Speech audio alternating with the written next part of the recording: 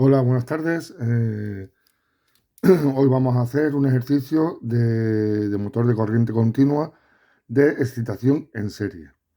Aquí arriba vamos a decir que el motor de excitación de corriente continua de excitación en serie se utiliza cuando se requiere un gran par de arranque. Eh, las bobinas del inductor y del inducido están conectadas en serie y la corriente que transcurre entre ellos al ser en serie, pues es para la misma para todo el circuito. Eh, Aquí tenemos un pequeño esquema, lo que es el circuito con la fuente de alimentación de corriente continua, el motor, donde dentro está la resistencia del inducido y aquí está la resistencia del inductor. Aquí está el circuito equivalente con la fuente de alimentación. En contra, o sea, en la posición iría la fuerza electromotriz. Aquí tenemos la resistencia del inducido y la resistencia del inductor. Pues con todo ello, tenemos aquí los datos del problema que nos dan. Y voy a empezar por leer el ejercicio y para que sepamos los datos que nos dan, que están aquí apuntados, y los datos que nos requieren. El ejercicio consta, es un motor de corriente continua de excitación en serie que gira a una velocidad de 1000 revoluciones por minuto. Está conectado a una fuente de tensión de 350 voltios con una intensidad de 10 amperios. Las resistencias correspondientes al inducido y al inductor son de 10 y de 5 ohmios respectivamente. Ahora nos piden calcular la fuerza contra el electromotriz, la potencia útil, el rendimiento del motor y el par motor. Pues bueno, vamos a empezar por lo que es la fuerza contra el electromotriz.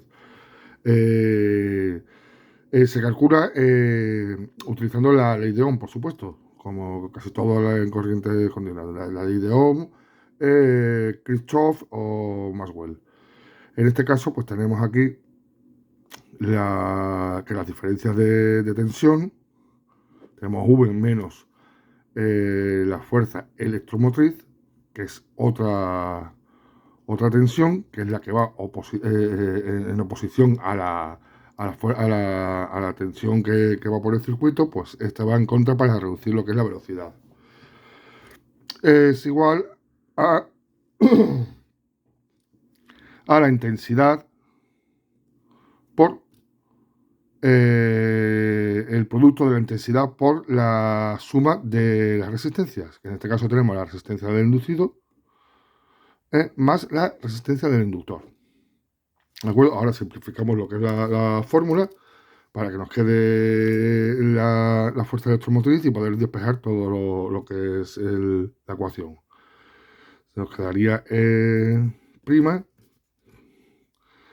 por V menos la intensidad, porque hemos pasado los negativos hacia un lado y se queda de esta situación, por la resistencia del inducido más la resistencia del inductor. Pues ya, nada más que nos queda despejar. Tenemos la tensión que son 350 menos la intensidad que tenemos que son 10 por la suma de las dos resistencias que son 10 más 5.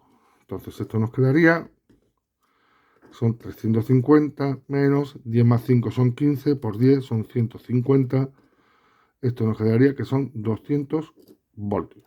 Esta es la primera respuesta que tenemos que dar. La ponemos aquí, tenemos 200 voltios. Ahora la segunda pregunta, la segunda cuestión que nos hacen es averiguar la potencia útil. Para averiguar la potencia útil, porque la fórmula para averiguarlo, la potencia útil es la diferencia entre la potencia absorbida y la potencia disipada. Esto lo ponemos aquí, potencia absorbida menos potencia disipada. ¿Cómo lo averiguamos? Pues muy fácil, seguimos haciendo la ley de Ohm. La potencia absorbida se sabe que es la tensión por la intensidad. En este caso sustituimos, que tenemos 350 por aquí, por la intensidad, perdón,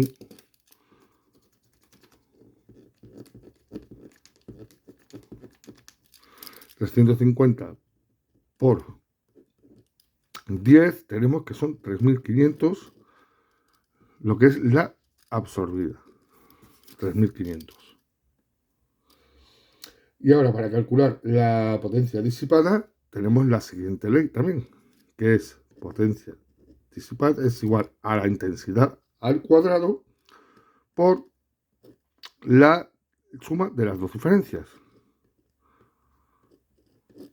Tenemos que la intensidad son 10, son 100 al cuadrado, por 15, que son la suma de las dos resistencias, nos da un total de 1.500.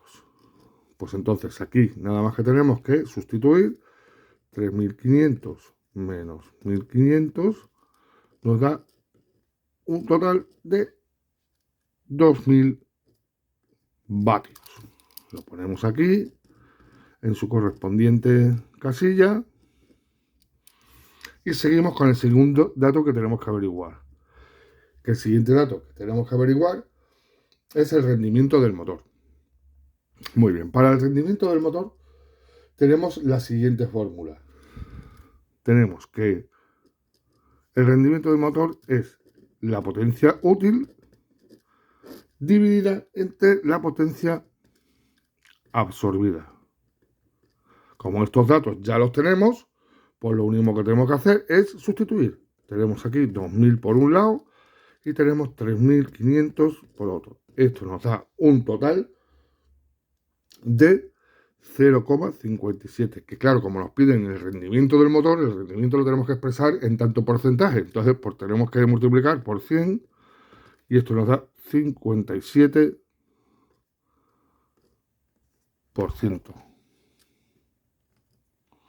57%. Lo ponemos en su casilla. 57%. Y vamos por último a calcular el par motor. Para calcular el par motor tenemos la siguiente fórmula, que es la potencia útil dividido entre la velocidad de giro del motor. Nos dan, tenemos la potencia útil, que son 2.000, y la velocidad de giro nos la dan en el enunciado del programa, en los datos, que son 1.000 revoluciones por minuto. ¿Qué sucede?